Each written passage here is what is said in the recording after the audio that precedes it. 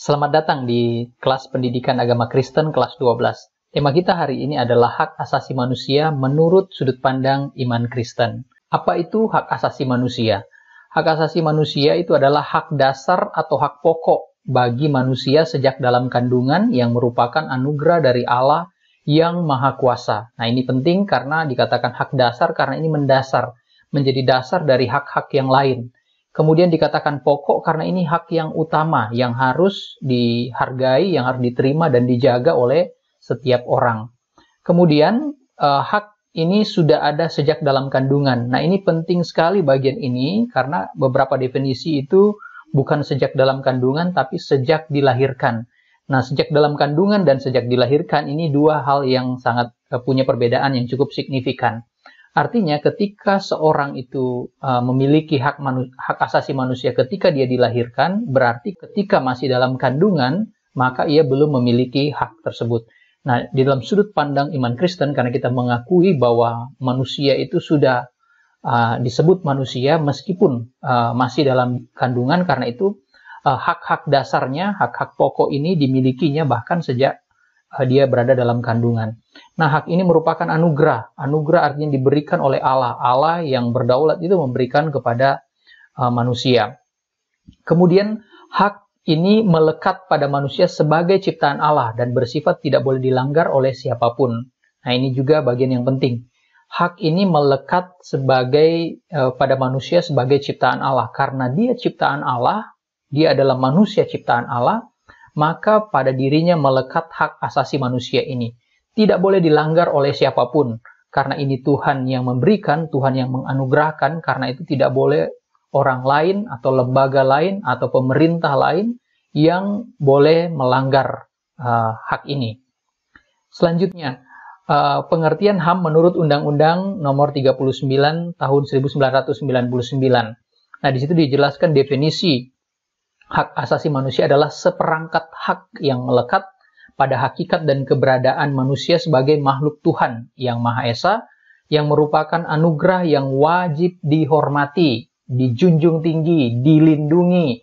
Siapa yang melindungi oleh negara, hukum, pemerintah, dan setiap orang demi kehormatan dan harkat dan martabat manusia.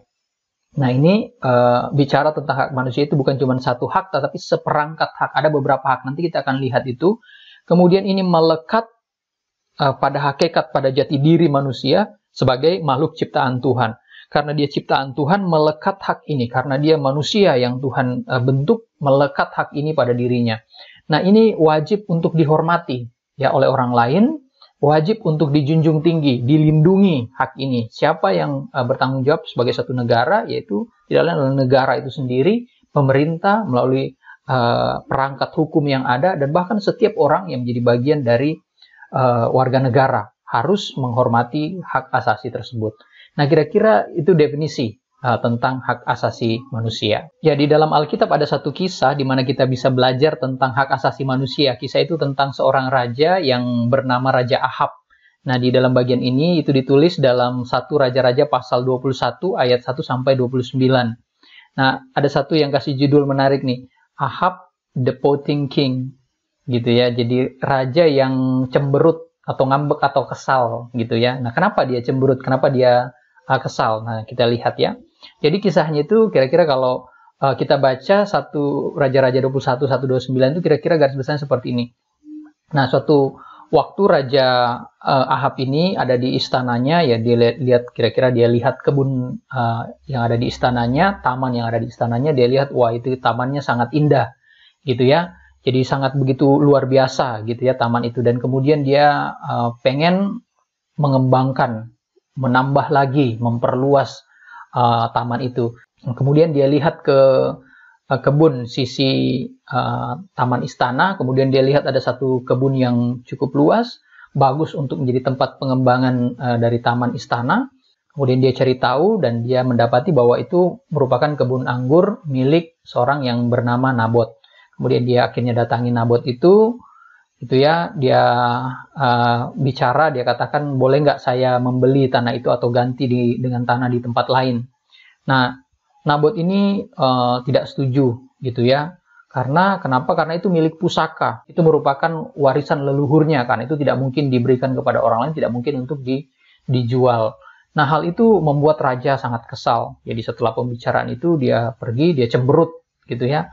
Karena cemberutnya itu dia kesal, dia tidak mau makan sampai hari itu. Pelayannya bingung, kemudian memberi informasi kepada ratu mungkin ya, permaisuri. Kemudian permaisuri datang membujuk dia, mencari tahu kenapa sih kamu kesal, apa segala macam gitu ya. Akhirnya didapatlah informasi. Ratu ini bilang, kamu kan raja, kamu berkuasa, gitu ya.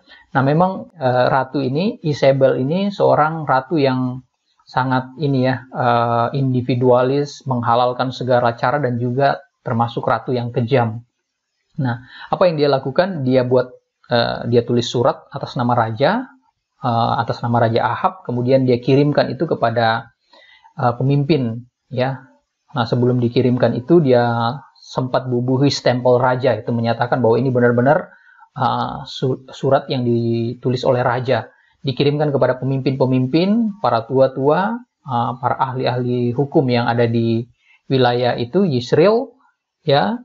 Kemudian mereka baca, isi surat itu adalah merupakan tuduhan bahwa Nabot ini sudah menghujat Allah dan juga menghina raja. Nah, sebagai hukumannya dia harus dilempari dengan batu. Kemudian akhirnya Nabot ditahan, gitu ya, ditangkap karena tuduhan itu. Dan untuk memperkuat tuduhannya, Isabel menyewa atau membayar 2 orang yang memberikan kesaksian palsu, yang isinya menyatakan bahwa mereka melihat sendiri, mendengar langsung bagaimana Nabot itu menghujat atau menghina Tuhan dan menghina raja. Akhirnya singkat cerita Nabot pun dihukum, dilempari hingga mati. Nah, ratu kemudian setelah mendengar itu, melihat itu, memberitahu kepada Raja Ahab bahwa silakan ambil tanah itu. Tanah itu sudah jadi milikmu, Nabot itu sudah mati. Nah, kemudian raja yang sebelumnya cemberut, tidak senang, tidak bahagia, menjadi senang dan kemudian pergi melihat kebun anggur tersebut.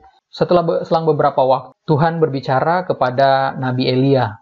Tuhan memberitahu bahwa kamu pergi kepada Raja Ahab, beritahu bahwa dia sudah melanggar perintah Tuhan, karena dia sudah merencanakan pembunuhan, mengambil nyawa, dan merampas hak milik dari Nabot. Itu ditulis di pasal 21 ayat 19.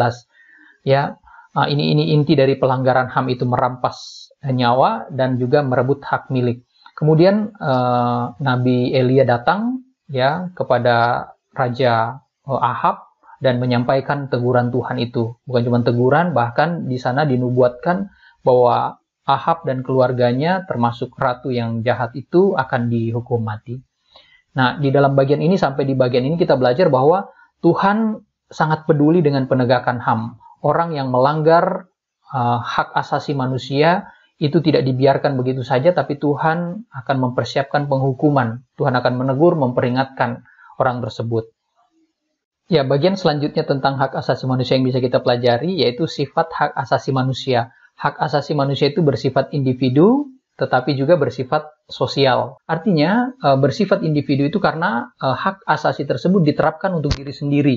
Ya, aplikasinya itu hak siapa? Hak diri sendiri. Bermakna sosial itu karena diterapkan juga dalam hubungan dengan orang lain, dalam kehidupan bersama dengan orang lain. Meskipun itu hak pribadi, tetapi hak pribadi itu ada juga di dalam diri orang-orang lain. Nah, karena itu dikatakan punya sifat sosial. Di satu sisi saya berhak menuntut hak saya, tapi di sisi lain saya punya kewajiban untuk menghargai hak asasi orang lain. Nah, ini sifat dari individu dan sosial yang ada di dalam sifat HAM itu. Kemudian sifat yang lain, hak asasi itu bersifat universal, tetapi juga bersifat partikular, umum, tetapi juga ada partisan. Nah, di mana letak universal? Dikatakan universal itu artinya hak asasi ini berlaku di seluruh dunia, dimanapun manusia berada, kapanpun manusia berada, itu berlaku hak ini. Nah, dikatakan partikular karena dimaknai bahwa hak dasar itu juga di satu sisi itu tergantung pada kondisi sosial kemasyarakatan yang ada. Nah, ini beberapa orang melihat ini sebagai sesuatu yang paradoks gitu ya, bertentangan. Kok universal tapi juga kok partikular gitu. Nah, saya kasih contoh misalnya salah satu undang-undang di negara Indonesia yang mengandung dua sifat ini, misalnya undang-undang tentang perkawinan. Nah, di undang-undang tentang perkawinan itu di situ dinyatakan bahwa orang yang ingin menikah itu dua-duanya harus setuju, gitu ya. Nah, ini sifat universal. Dimanapun di segala tempat ya di dunia ini, kalau ingin menikah itu dua-duanya harus setuju, mempelai pria maupun mempelai wanita. Ada persetujuan di kedua belah pihak, ini umum. Itu hak asasi manusia. Kemudian yang sifat partikularnya itu di Indonesia secara khusus ya, di Indonesia sebagai negara yang mendasarkan pada ketuhanan yang Maha Esa, dalam agama dan kepercayaan, salah satu penentu sahnya perkawinan di Indonesia itu kalau perkawinan itu dilaksanakan ya, secara agama dan kepercayaan tertentu. Nah, ini salah satu sifat partikularnya. Ini berlaku di Indonesia gitu, tapi belum tentu ini berlaku di negara-negara lain yang misalnya tidak percaya kepada agama, negara-negara ateis atau yang liberal.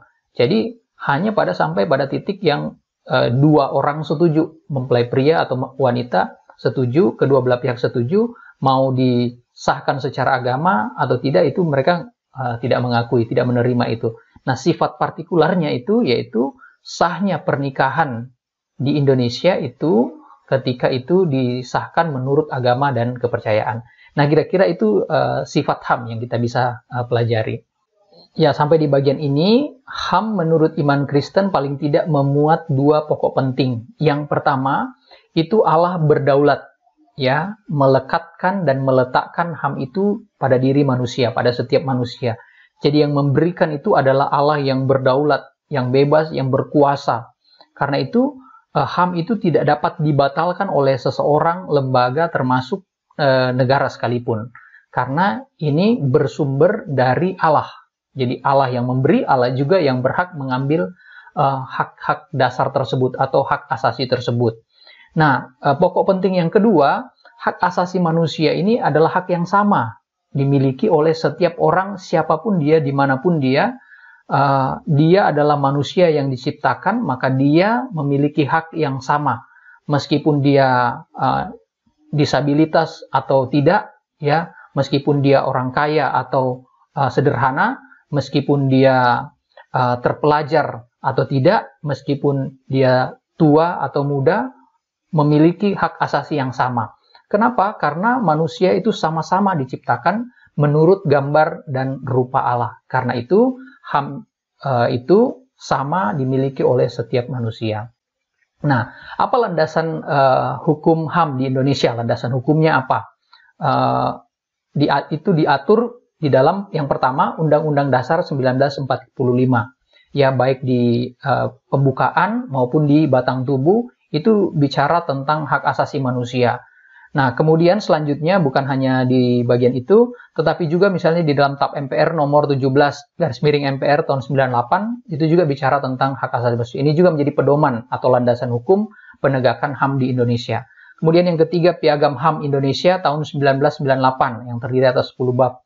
Dan kemudian yang keempat, nah ini yang nanti kita akan lihat lebih jauh, di dalam Undang-Undang nomor 39 tahun 99. Ya, di situ ada HAM dibahas dalam 11 bab, 106 pasal. Nah, itu kira-kira landasan HAM di Indonesia. Kemudian selanjutnya, apa saja hak asasi manusia itu di dalam atau menurut Undang-Undang nomor 39 tahun 99. Yang pertama, berhak untuk hidup, mendapatkan kehidupan, dipelihara hidupnya, itu ya. Yang kedua, hak untuk berkeluarga, melanjutkan keturunan. Nah, salah satunya tadi Undang-Undang tentang perkawinan itu tercakup di dalam bagian ini ya, hak berkeluarga dan melanjutkan keturunan. Kemudian yang ketiga itu hak mengembangkan diri. Jadi setiap orang punya hak asasi untuk mengembangkan diri. Ketika keinginan dia, kebutuhan dia untuk mengembangkan diri dihambat, berarti itu termasuk kategori pelanggaran HAM. Kemudian berhak untuk memperoleh keadilan. Itu ya, keadilan yang sama di hadapan hukum, diperlakukan adil dimanapun dia berada. Kemudian berhak atas kebebasan pribadi, berhak mengambil keputusan sendiri, memilih, dan sebagainya. Itu ya, itu kebebasan pribadi. Memilih aktivitas tertentu, melakukan itu, tetapi ya tentu saja di dalam kebebasan ada tanggung jawab. Kemudian berhak atas rasa aman. Nah, karena itu ketika kita merasa tidak aman, berarti saat itu hak asasi kita itu sedang terancam, sedang diganggu. Nah, karena itu perlu kita berupaya ya menciptakan suasana yang aman bagi diri kita. Ketika itu dilanggar, kita bisa melaporkan kepada pihak yang berwajib dan seterusnya. Kemudian berhak atas kesejahteraan, ya, berhak untuk sejahtera, dapat pekerjaan, menerima penghidupan yang layak, tempat tinggal yang layak. Nah, itu kesejahteraan. Kemudian hak untuk turut serta dalam pemerintahan, ketika usianya cukup bisa bahkan memilih dan dipilih di dalam pemilihan umum, gitu ya, berhak untuk memberikan masukan kepada pemerintah dan seterusnya. Kemudian secara khusus juga di dalam undang-undang ini dibahas secara khusus tentang hak wanita dan juga hak-hak anak. Kira-kira itu hak-hak asasi manusia yang ada di dalam Undang-Undang 39 tahun 99. Selanjutnya saya mengajak kita melihat laporan Komnas HAM. Ya, laporan tahunan Komnas HAM khususnya tahun 2018. Kenapa 2018? Karena di website Komnas HAM ini laporan yang ada, gitu ya, yang terbaru. Tahun 2019 itu nanti baru dirilis tahun 2020, tahun ini ya. Tapi mungkin itu di akhir tahun. Dan itu yang terbaru saya lihat itu waktu saya membuat video ini itu tahun 2018. Dan itu laporannya kira-kira seperti ini ya. Jadi ini laporan tahunan Komnas HAM 2018. Itu bicara tentang pelanggaran HAM masa lalu, konflik agraria, intoleransi, radikalisme, serta peningkatan tata kelola kelembagaan Komnas HAM. Nah, saya langsung mengajak kita ke halaman 42 ya. Karena di sini laporan itu digambarkan dengan lebih jauh ya. Nah, yang pertama ini ya. Jadi pada tahun 2018 Komnas HAM melalui bagian dukungan pelayanan pengaduan itu menerima sampai tahun 2018 itu ada 6.098 berkas. Nah, dari 6.098 berkas itu 2.244 itu bicara tentang merupakan laporan dari kasus-kasus yang baru, gitu ya. Sedangkan sisanya itu merupakan kasus yang lama yang mungkin dilaporkan kembali lagi. Nah, ini kira-kira sebaran dari wilayah-wilayah Indonesia di mana kasus-kasus itu terjadi, gitu ya, berdasarkan laporan yang diterima di Komnas HAM. Kemudian selanjutnya perlu juga kita perhatikan, nah ini ya, kasus-kasus yang dilaporkan itu dari 2.244 kasus. Nah ini jadi ini keliru ya, penulisannya bukan 2.444 tapi seharusnya 2.244 kasus baru. Nah dari 2.244 kasus baru itu 1.500 itu sudah difilekan, 88 kasus dalam mediasi, 262 kasus dalam pemantauan dan penyelidikan. Nah, kira-kira itu kasus-kasus baru ya. Dari 2.698 berkas. Kemudian selanjutnya yang bisa kita lihat lagi, nah ini ya, klasifikasi tema dari hak-hak yang dilaporkan itu. Yang paling banyak dari 6.000 kasus itu, yaitu hak atas kesejahteraan. Ya, hak atas kesejahteraan. Itu 2.317 kasus. Jadi sepanjang 2018 itu 2.317 kasus itu bicara tentang hak asasi atas kesejahteraan, hak atas kesejahteraan. Kemudian yang kedua menempati posisi kedua, hak memperoleh keadilan 1.895. Gitu ya. Kemudian posisi ketiga, nah ini ada laporan yang masuk tapi bukan kewenangan dari Komnas HAM. Itu ada 853, ini cukup tinggi juga berarti ya. Jadi ini laporan yang salah posisi, salah alamat gitu ya. Nah, 312 itu bicara tentang rasa aman ya. Kemudian hak untuk hidup ada 188, jadi cukup banyak juga nih hak untuk hidup ya. Nah, ini kira-kira peta tema-tema atau kasus-kasus hak-hak asasi manusia yang dilanggar. Nah, kemudian masih bisa kita lihat juga, nah ini kira-kira klasifikasi berdasarkan pihak yang diadukan, jadi yang dilaporkan, gitu ya, siapa yang dilaporkan melakukan pelanggaran HAM. Nah, kalau kita lihat yang terbanyak itu di sini ya, di angka 1.670, dan menariknya itu karena itu dilakukan atau yang diadukan itu adalah Polri. Nah, kemudian yang kedua itu 1021 yang dilaporkan itu perusahaan swasta atau korporasi. Ya. Kemudian 575 itu pemerintah kabupaten atau kota, dan 546 itu pemerintah pusat. Nah, ini kira-kira sebaran pihak-pihak yang dilaporkan yang diduga melakukan pelanggaran hak asasi manusia itu. Nah, mungkin itu saja laporan dari Komnas HAM. Selanjutnya bisa kita lihat adalah upaya penegakan HAM. Bagaimana seharusnya sikap dan perilaku Kristiani untuk mendukung upaya penegakan HAM. Nah, yang pertama yang bisa kita lakukan adalah menghormati diri sendiri dan sesama sebagai ciptaan Tuhan. Hormati dirimu, sayangi dirimu, kasihani sesama. Itu merupakan bentuk dari penghargaan upaya menegakkan HAM, gitu ya. Jadi tidak mengambil nyawa sendiri, gitu ya. Tidak membuat diri kita tidak berkembang. Nah, itu sebenarnya salah satu bentuk kita menghormati diri sendiri, gitu ya. Menghormati orang lain, memberi ruang bagi orang lain untuk mengembangkan diri, mendukung pengembangan diri orang lain, mengupayakan kesejahteraan bagi orang lain. Nah, itu kira-kira salah satu upaya penegakan HAM. Kemudian menghormati kehidupan yang Tuhan berikan, ya, hormati kehidupan, ya. Kenapa penting untuk menyadari bahwa hak asasi itu dimiliki sejak dalam kandungan? Karena kita tahu bahwa kehidupan itu sudah dimulai ketika ada janin di dalam kandungan. Karena itu hak asasi itu sudah dimiliki. Menghormati berarti tidak menggugurkan kandungan. Ini juga salah satu persoalan etika yang terjadi, gitu ya, berkaitan dengan aborsi.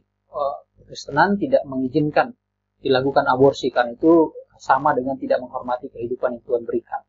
Kemudian menghormati kebebasan dan kemerdekaan diri sendiri dan orang lain.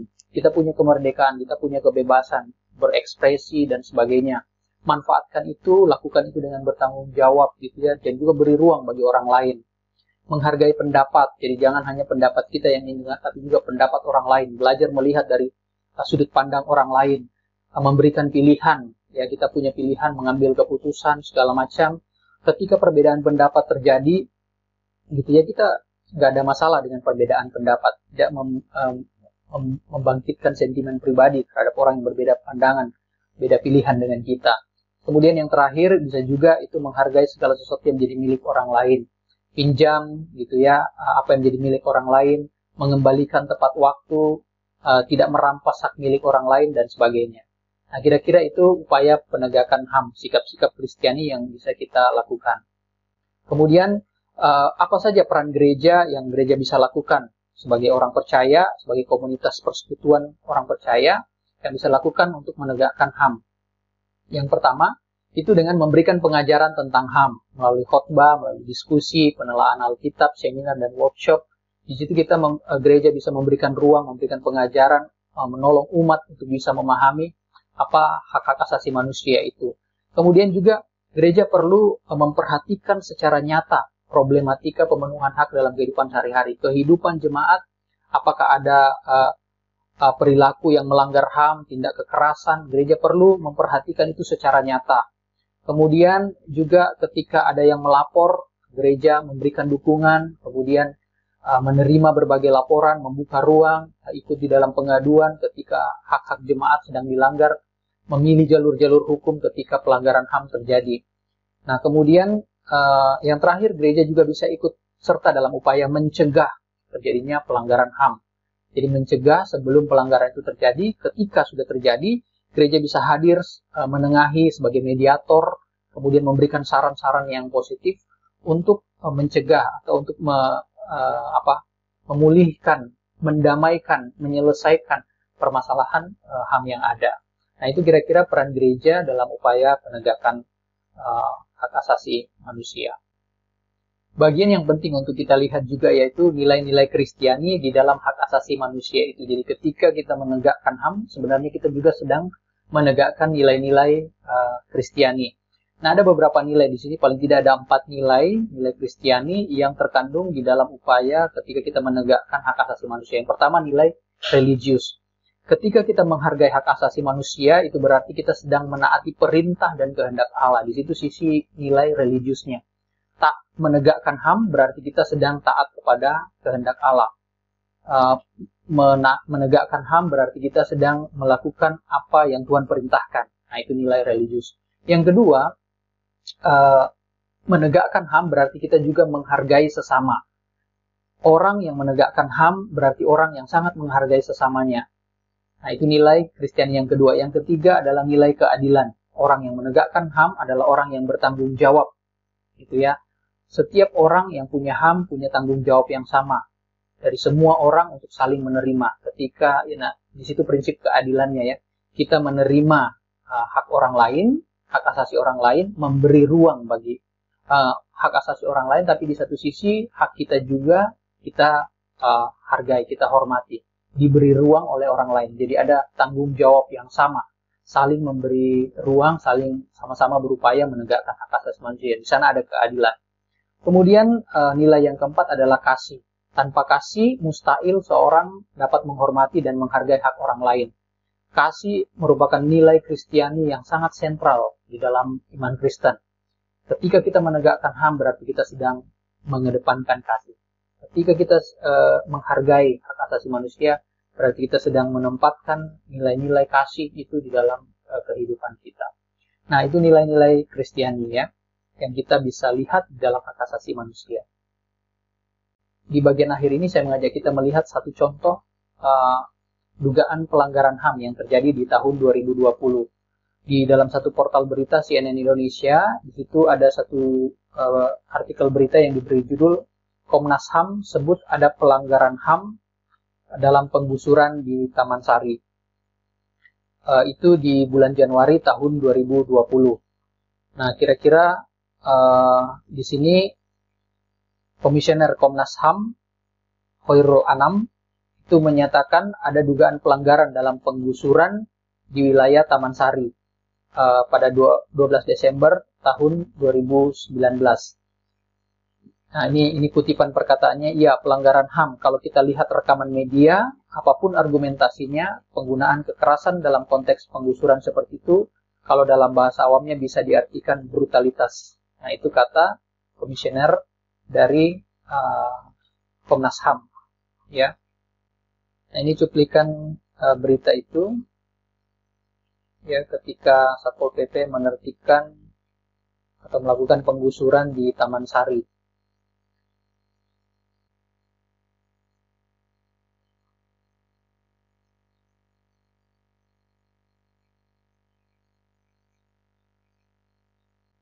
Nah, kemudian perwakilan LBH, Lembaga Bantuan Hukum yang mendampingi warga, itu namanya Rifki Sulkifar, mengatakan di bagian ini, setidaknya ada 37 warga atau relawan yang mengalami luka-luka akibat kejadian tersebut. Tidak sedikit pula warga yang sampai saat ini masih mengalami sakit baik fisik maupun mental karena penggusuran tersebut. Nah, ini salah satu contoh dugaan pelanggaran HAM yang terjadi di Kota Bandung, dilaporkan tahun 2020, peristiwanya di akhir tahun 2019. Nah, itu contoh. Dari contoh ini kita bisa melihat bahwa pelanggaran HAM itu masih bisa terjadi di sekitar kita. Peran kita adalah mencegah itu, dan jika itu terjadi kita bisa terlibat jadi mediasi, melaporkan dan segala macam, bahkan memberikan saran-saran bagi penyelesaian konflik yang ada. Nah, itu saja pelajaran pendidikan agama Kristen kelas 12 khususnya berkaitan dengan topik hak asasi manusia. Sampai jumpa.